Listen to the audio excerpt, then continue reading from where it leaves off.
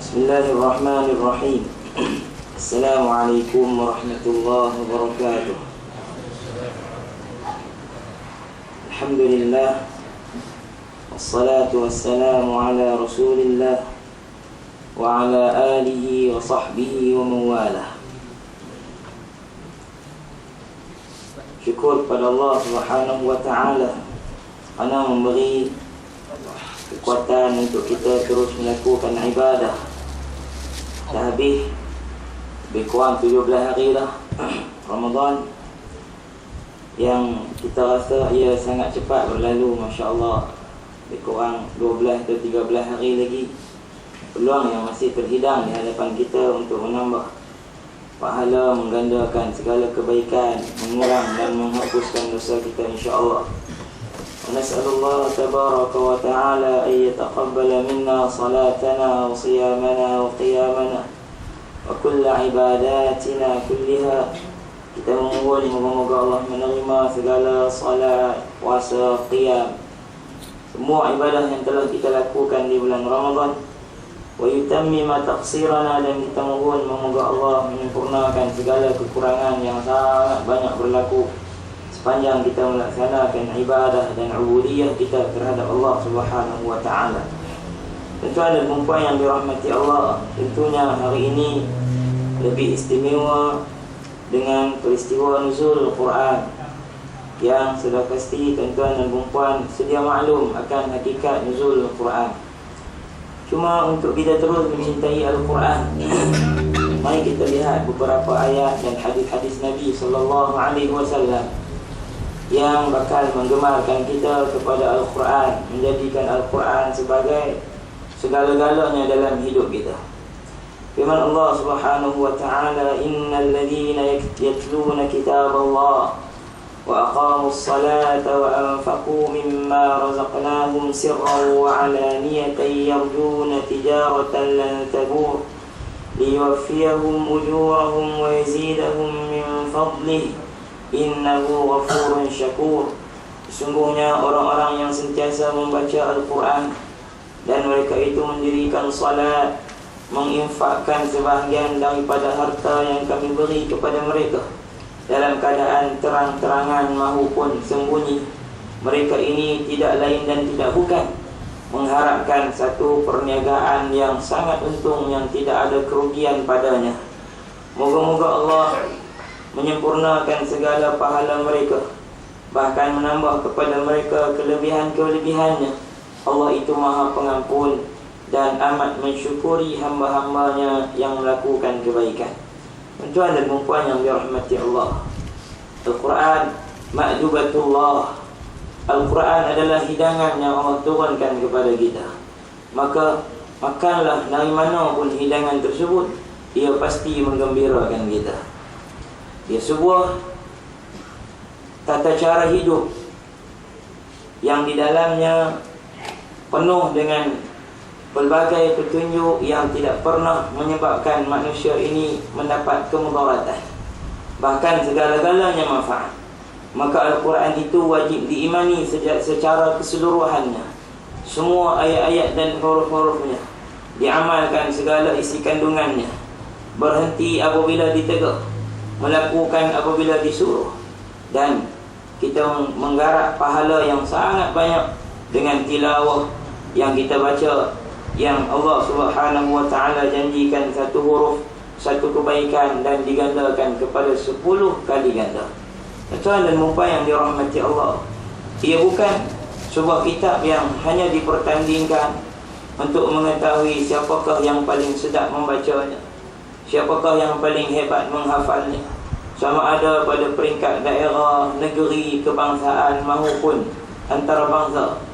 Ia bukan sebuah kitab yang dicetak untuk dicantikkan muka suratnya, diletak dengan warna-warna yang pelbagai, tapi ia sebuah kitab yang harus dijadikan sebagai perlembagaan hidup, menjadikan kita orang yang salikin, berjalan di atas muka bumi dalam keadaan tepat menuju ke akhirat, mendapat pahala daripada Allah Subhanahu wa ta'ala. Tuan dan puan yang dirahmati Allah, Karena itu kata Nabi sallallahu alaihi wasallam, khairukum man ta'allama al-Qur'ana wa 'allamah. Sebaik-baik kamu adalah orang yang belajar Al-Quran dan mengajarkannya. Maka tidak ada bidang yang dibidangi oleh seseorang yang lebih hebat daripada bidang Al-Quran. Tidak ada sesuatu yang difahami lebih hebat daripada memahami Al-Quran. Maka hendaklah kita, apa jua latar belakang kita, apa jua pekerjaan kita, apa jua peringkat umur kita, jadikan Al-Quran sebagai suatu benda yang kita mahir dengannya. Alladhi yaqra'ul Quran wa huwa mahirun bihi ma'as safaratil kiramil bararah. Kata Nabi, orang yang membaca Al-Quran dalam keadaan mahir di segi sebutannya, makhrajnya, pendek, panjangnya, mudud, dengung dan sebagainya, dan juga faham akan isi kandungannya, mereka ini akan bersama-sama dengan para malaikat yang mulia di sisi Allah Subhanahu wa ta'ala. Karena itu kata Nabi, man ahabbal Qur'ana fa'abshir. Barang siapa yang cintakan Al-Quran, maka hendaklah dia merasa gembira. Juga Nabi SAW menenangkan orang yang suka kepada Al-Quran, suka membaca Al-Quran. Kata Nabi, iqra'ul Quran fa inna Allah ta'ala la yu'azzibu qalban wa'al Quran. Bacalah Al-Quran, sesungguhnya Allah tidak akan mengazab, menyiksa hati orang yang tersimpan dan terkandung di dalamnya Al-Quran. Tuan dan puan yang dirahmati Allah, karena itu Al-Quran adalah satu bahan untuk diamalkan. Cuba kita lihat dalam konteks kehidupan dalam negara kita. Baru-baru ni, atau sebelum tu, satu ayat yang Allah sebut dalam surah Al-Ahzab. Kita keluar satu masalah daripada banyak perkara yang ada dalam Quran. Satu arahan daripada banyak arahan yang ada daripada Al-Quran. Itulah satu ayat daripada surah Al-Ahzab, ayat berkenaan dengan menutup aurat. Kata Allah, ya ayyuhan nabi, qul li azwajika wa banatika wa nisa'il mu'minin yudnina 'alayhinna min jalabibihin dzalika adna ay yu'rafna fala yu'dhain wallahu ghafurur rahim. Wahai Nabi, bagi tahu isteri-isteri kamu, puteri-puteri kamu, wanita-wanita orang yang beriman, hendaklah mereka melabuhkan pakaian mereka, yakni menutup aurat secara sempurna, supaya yang demikian itu paling kurang mereka dikenali sebagai wanita yang beriman, lalu mereka tidak akan diganggu disebabkan tidak memakai pakaian seksi yang mendedahkan anggota badan mereka. Wallahu ghafurur rahim. Allah Maha Pengampun dan Maha Penyayang. Muslimin dan muslimat yang dirahmati Allah, kita telah dihebohkan dengan satu kes yang berlaku baru-baru ini, pertandingan Ratu Cantik Miss Tourism Malaysia mungkin, yang di antara seorang nak habis, bukan banyak baca Quran ni, banyak minum air.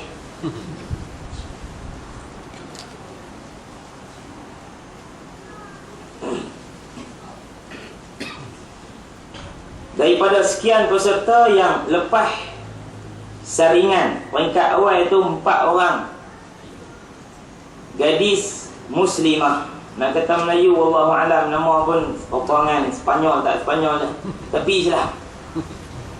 Tengok lah, mau tengok lah. Sampai tak tengok langsung. Kalau tak tengok, tak layak lah.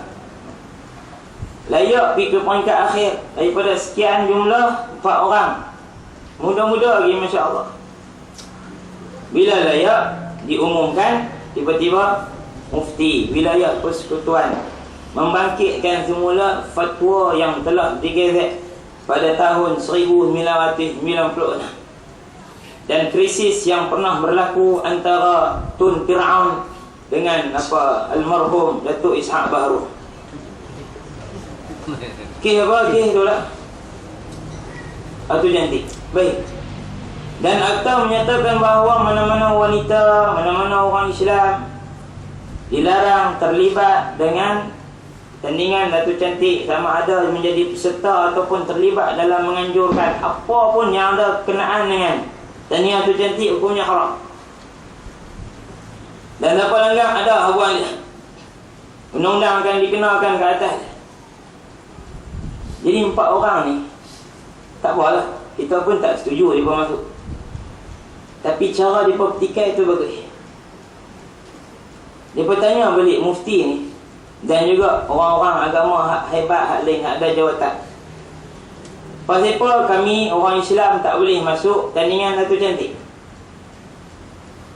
Oh, pakak jawab lah, tandingan Datuk Cantik ni mendedahkan aurat, berpakaian menjolok mata di hadapan orang, kena berjalan lenggok seksi, kena pakai baju ketat, kena berlawa bersegak. Ini haram. Ni depan ni ajak mufti lagu mana? Tu yang duk pergi berenang, masuk jadi atlet berenang.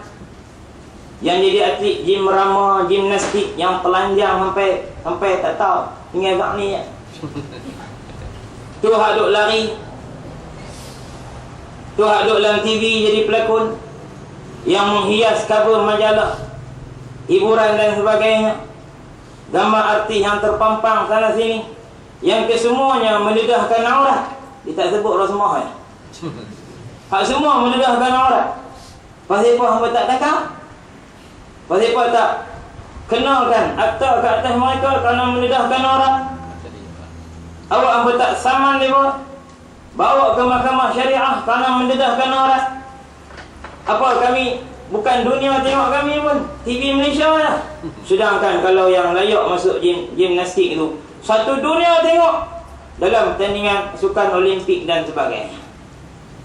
Apa mesti jawab? Tak jawab lah.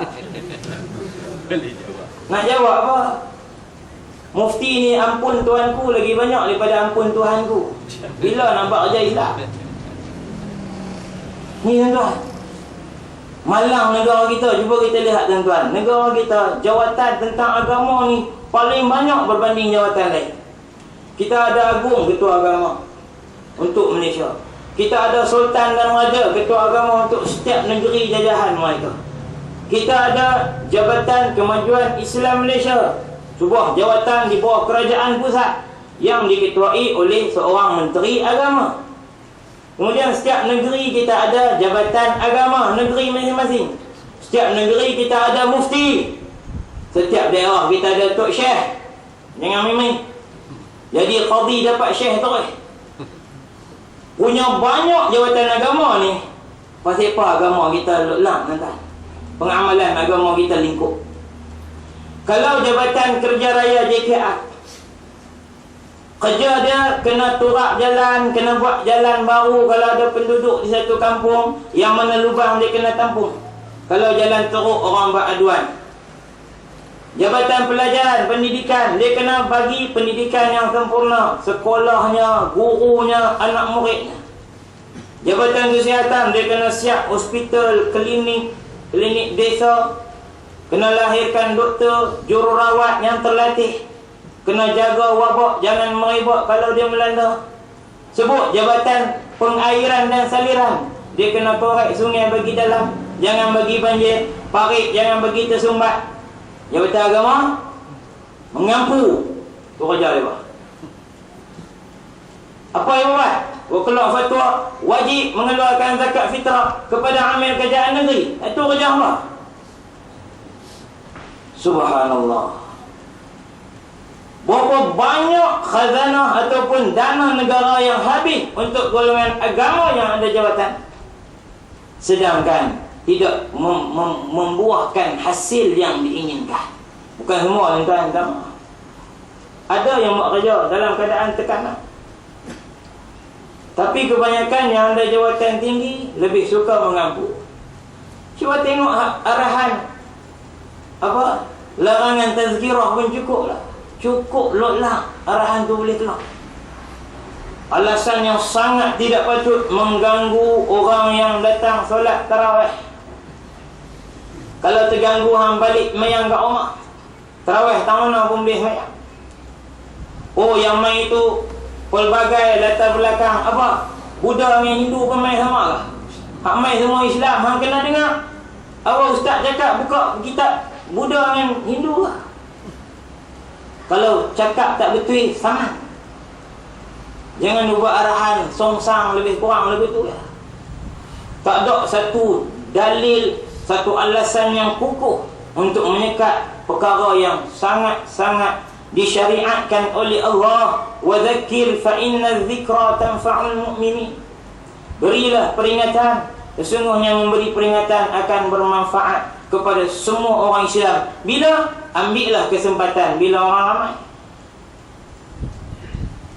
Nabi mengambil kesempatan bila sahabat ramai berkumpul di waktu Hajjatul Wada. Dalam peristiwa-peristiwa khutbah Nabi yang masyhur, semua sahabat ramai-ramai ada Nabi ambil kesempatan. Habis tu Chelsea main lawan bola waktu tarawih, kelok pendek kapiak ke semua pula. Pasal apa seorang mufti pun tak tahu kelak fatwa apa. Nak tengok ambil RM300, 50-60 ribu memenuhi stadium malam tu. Boleh kira berapa yang bukan Islam yang ambil. Hak lain semua nak Melayu Islam kita. Mana? Siapa yang boleh kata? Syaitan bisu belakang. Saya cukup madam, jadi saya khutbah sampai seorang ni ke khutbah tadi. Lepas khutbah berkata, Ustaz, jawab kamu marah lagi. Hampir habis kat dia, awak ingat dia apa? Nabi ke? Sampai tak boleh tengok. Kalau jabatan lain dah sampai dah surat, awak jalan berlubang lama orang buat aduan sampai tak kahwin. Ni bayi, anak haram, anak luar nikah 1 juta. Siapa tengok jawab? Jabatan kamu lah. Penzinaan yang berdosa, siapa yang harus dirujuk? Pihak berkuasa agama. Orang minum arak, Islam, siapa yang harus disalahkan? Pihak berkuasa agama. Tapi tak disalahkan. Oh, kalau doktor seorang buat salah, satu jabatan tu salah. Kalau jabatan lain seorang tengok, oh ni kes apa? Satu sekolah buat kantin sementara dalam daerah. Guru besar dia kena bagi arahan bercuti seminggu. Walau dia bagi alasan bukan bulan Ramadannya, lama dah yang ni kan hebat. Cikgu lain pun teruk tempiah kerana salah. Wallahualam hakikat dia masih dalam siasatan. Betul kata betul. Tapi gambaran apa keputusan sudah dikenalkan ke atas. Guru-guru sekolah tersebut, kegiatan agama linggar. Tak maaf kalau ada yang kerja. Bukan semua saya kata, bukan semua. Dah saya letak pengecualian. Tuan-tuan dan puan yang dirahmati Allah. Itu Al-Quran. Apa yang kita nak daripada Quran, semua kita untung, tuan-tuan. Kenapa kerajaan bersikap menentang Al-Quran? Kenapa kerajaan bersikap hanya memandang kepada Al-Quran pada bab-bab yang tertentu, dan bahkan menjadikan Al-Quran sebagai topik untuk menyatakan keislaman mereka? Dengan dianjurkan pertandingan baru ni, dekat-dekat nak puasa pun buat je. Abang kata apa? Kami ni negara Islam. Tengok, kami panggil yang pemain, kami bayar segala tiket, kami bagi apa semua, dengan menang dapat kereta apa? Rebe ke? Rebe je pun. Hak menyanyi melalak boleh, fair lady. Tuan dan puan yang dirahmati Allah, topeng nak menunjukkan kami Islam. Tapi apa Islam yang dibuat daripada Al-Quran? Tidak ada. Lepas itu kita baru bercakap pasal aurat pun sudah tidak terkawal, gejala tidak menutup aurat. Seorang ahli parlimen kita, Anton Panjang mungkin, dia bangun dalam parlimen, dia minta supaya Menteri Wanita memikirkan akta menggubal akta berpakaian bagi wanita. Sebelum ahli parlimen bukan Islam bangun menentang, ahli parlimen ni, menteri ni sendiri tidak hirau langsung saranan tadi dan terus membaca jawapan yang dia nak baca. Kemudian datanglah CEO, pengarah-pengarah yang hebat di kalangan wanita yang menyatakan akta ketinggalan zaman, menyekat kebebasan wanita, boleh menyebabkan wanita tertekan. Di kalangan orang Islam mengeluarkan pandangan-pandangan demikian. Kenapa dua orang Cina tu yang menghina Islam kerana mengajak orang Islam makan babi bersama mereka dikenakan tindakan, sedang mereka ini yang menghina sama juga hukum Allah, sedang mereka Islam tidak dikenakan tindakan? Mereka itu kafir. Tak apa. Maksudnya bukan tak apa. Di segi kesalahan tu lebih kurang berbanding dengan orang Islam mengaku Islam tapi menentang hukum yang qat'i yang ada di dalam Al-Quran. Kenapa akta menghina agama tidak dikenalkan kepada Tun Fir'aun tadi? Pandai dia kata daripada orang ni tak ada akal. Awak hang ada akal banyak sangat. Menghina berapa sunnah Nabi? Menghina hudud sangat begitu banyak sepanjang pemerintahan dia selama 22 tahun. Tidak pernah dikenalkan dengan akta menghina Islam. Itu tuan-tuan. Orang bukan Islam, kui meluat dengan Islam atas sebab ni. Kerana melihat Islam ni melaksanakan dasar diktator, memaksa, memilih dalam menjatuhkan hukuman, tidak adil. Bahkan Islam tidak mengambil peduli untuk menerangkan apa yang benar, apa yang salah. Tuan dan puan yang dirahmati Allah. Maka kerana itu, biarlah kalau kerajaan tak mau buat Al-Quran, tak mau laksanakan Quran, kita kena jadikan diri kita pencinta Al-Quran. Keluarga ku pencinta Al-Quran, bukan pengundi BN. Loh, bilang raya baru ni peluk lang Ustaz, pelekat dalam masjid di Pulau Perhentian, dekat mimbar tu, keluarga ku pengundi BN. Punya dah, bilang bosa tak boleh nak maki lah.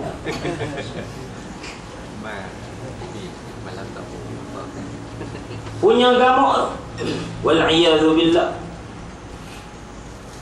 Kita jadikan keluarga kita pencinta Al-Quran. Anak-anak kita orang yang hebat membaca Al-Quran, boleh menafsirkan Al-Quran, boleh memahami Al-Quran. Pasangan kita, suami atau isteri kita adalah orang yang berpandukan Al-Quran. Tuan dan puan yang dirahmati Allah.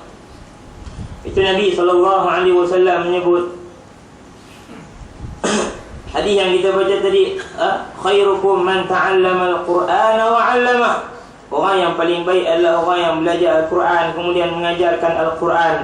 Galakan daripada Nabi supaya semua manusia di kalangan orang Islam dahulukan Al-Quran sebelum yang lain.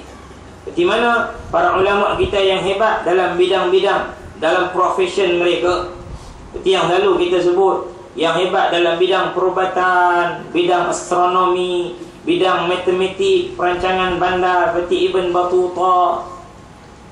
Mereka ini sebelum hebat dalam bidang-bidang tersebut, mereka adalah ahlul Quran, orang yang menghafal Al-Quran. Muhaddithun, orang yang hebat dalam bidang hadis. Bahkan di kalangan mereka fuqaha seperti Ibn Rushd. Dia di kalangan ulama mazhab Maliki yang mengeluarkan fatwa dalam mazhab Imam Malik. Tapi dia hebat dalam bidang astronomi, ilmu hisab dan seumpamanya. Engineer dia, pakar perancang bandar seperti Ibn Battuta yang mengembara hampir seluruh dunia. Itulah membawa Al-Quran dalam dadanya sebelum dia membawa peta dunia, sebelum dia melakarkan kepada dunia, bukan orang Islam saja, bahkan Barat, mengambil teori daripada penulisannya untuk memodernkan bandar mereka yang berada dalam zaman gelap. Tuan dan puan yang dirahmati Allah. Kata Nabi SAW, Inna Allah Ta'ala yarfa'u bihadzal kalami aqwaman wa yada'u bihi akharin. Sesungguhnya Allah mengangkat dengan Al-Quran ini, disebabkan Al-Quran Allah memuliakan sesuatu kaum dan menghina suatu kaum yang lain. Karena itu jadikanlah Al-Quran sebagai bahan yang Allah angkat dan muliakan kita. Jangan kerana Al-Quran kita menjadi hina. Juga kata Nabi, wal Qur'anu hujjatul laka aw 'alaika. Al-Quran sama ada dia menjadi pembantu kamu kelak di akhirat di hadapan Allah, atau ia menjadi pemusnah kepada kamu. Rubba qari'il Qur'an wal Qur'anu yal'anuh. Berapa ramai orang yang baca Quran sedangkan Al-Quran melaknatnya. Kata Nabi juga sallallahu alaihi wasallam, ramai yang membaca Al-Quran tetapi Al-Quran hanyalah pada mulut mereka, la yujawizu turquwatahum. Quran ni tak lepas pun rengkung lepas. Duk tang mulut, lepas tu ludah keluar balik. Baca Yasin ni terus kira tergeliat Yasin. Masuk rumah Yasin, keluar rumah Yasin. Apa sekarang yang Yasin tuntut pun dia bertetap. Kan? Wanita-wanita bertudung merah dengan pink cukup suka. Duduklah apa pun kira boleh baca Yasin tu, beriman sungguh-sungguh dah, kira Islam tu Yasin. Bukan tak boleh tuan, boleh. Tapi apa faham tak? Yasin tu kata, alam a'had ilaikum ya bani Adam alla ta'budu syaitan. Wahai manusia, wahai anak Adam, hampa tak ingat ke janji apa dengan aku? Jangan sembah syaitan. Innahu lakum aduwwum mubin. Syaitan musuh yang nyata. Habis baca Yasin jadi syaitan. Kenapa? La yujawizu turquwatahum. Quran tak lepas pun rengkung lepas. Bahkan payah nak masuk. Macam ayam terlalu panas, menghirup sikit-sikit. Menentang apa yang sedang mereka lakukan. Jadi subhanallah, maka hendaklah kita menjadi orang yang tidak dilaknat disebabkan Al-Quran. Kata Allah Subhanahu, kata Nabi sallallahu alaihi wasallam, hadis qudsi, yaqulu Allah Subhanahu wa ta'ala, man syaghalahu al-Quran wa dhikri an mas'alati a'taituhu afdala ma u'ti as-sa'ilin. ففضل كلام الله تعالى على سائر الكلام كفضل الله على خلقه. Kata Allah, barang siapa yang disibukkan dengan Al-Quran dan disibukkan dengan mengingati aku, berbanding dengan memohon dan meminta kepada aku akan bagi dekat dia yang lebih hebat daripada aku bagi kepada orang yang berdoa. Maknanya, kalau kita sibuk dengan Quran, tak berdoa pun Allah bagi kat kita lebih daripada orang yang berdoa, tapi kurang dengan Al-Quran.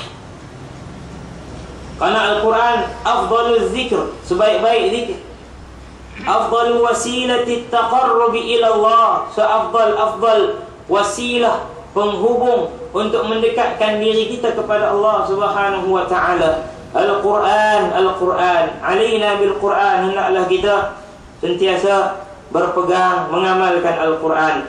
Juga kata Nabi sallallahu alaihi wasallam, bagi orang yang tidak membaca Al-Quran di rumah, innal ladzi laysa fi jawfihi syai', atau bagi orang yang tidak suka kepada Al-Quran, tidak menghafal langsung Al-Quran, kata Nabi, sesungguhnya orang-orang yang tidak ada di dalamnya sedikit pun daripada Al-Quran, kal baitil kharib, seperti sebuah rumah yang usang yang menanti roboh. Hampir tak ada surah apa pun dalam tak ada.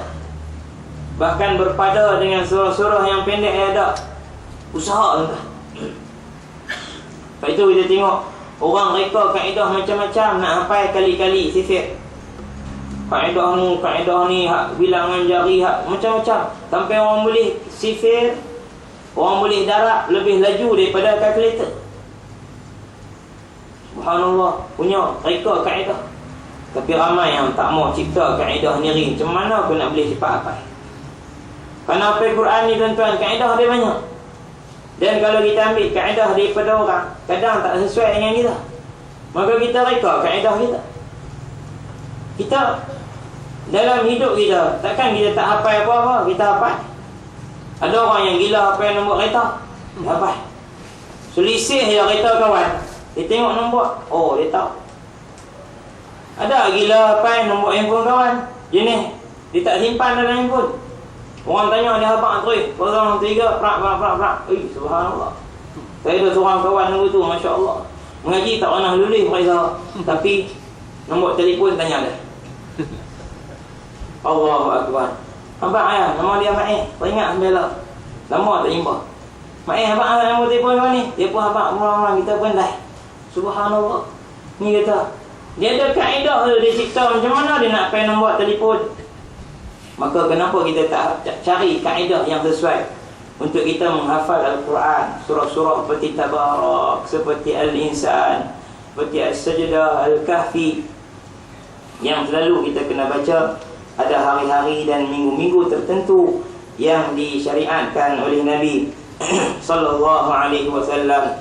Terakhirnya kata Nabi sallallahu alaihi wasallam, yuqalu li sahibil Qur'an iqra' warqa warattil kama kunta turattilu fid dunya fa inna manzilataka 'inda akhir ayatin taqra'uha. Bila kita dibangkitkan di hadapan Allah di padang mahsyar, lalu dikatakan kepada orang yang suka membaca Al-Quran, iqra', bacalah dan angkatlah kedudukan kamu. Semakin dia baca, makin dia tinggi. Makin dia baca, makin dia tinggi. Warattil, dan bacalah mengikut tartil yang baik, seperti mana kamu tartil di dunia. Sesungguhnya tempat kamu di akhirat adalah di sisi ayat yang terakhir kamu baca di dunia. Kalau kita banyak khatam di dunia, sebanyak itulah Allah angkat tingkatan kita. Itu kalau dibaca tentang ulama wal Quran, bagaimana para ulama dengan Al-Quran. Mungkin ustaz-ustaz Dr. Guru sebelum ni pun dah cerita dah, bagaimana Imam Abu Hanifah hari-hari biasa dibaca, sehari sekali dia khatam. Tuan, Imam Abu Hanifah ni tokek kain. Tokek kain ni musim raya ni paling kalut lah. Musim Ramadan ni tak menang tangan. Kalau lalu dia tutup hari Jumaat Sabtu, Ramadan dia tak tutup dah Jumaat Sabtu, orang nak beli. Tapi hak tokek kain ni masuk bulan Ramadan dia khatam 2 kali. Kok nak tangguh tak? Relax tak apa, banyak dah khatam itu. Siang sekali, malam sekali. Gedung dia besar lah tak? Ni berkatnya mereka mengatur masa dan diberi rahmat oleh Allah Subhanahu wa taala. Imam Syafi'i di samping sibuknya dengan mengarang, mengeluarkan fatwa, demikian juga dia khatam 60 kali dalam bulan Ramadan.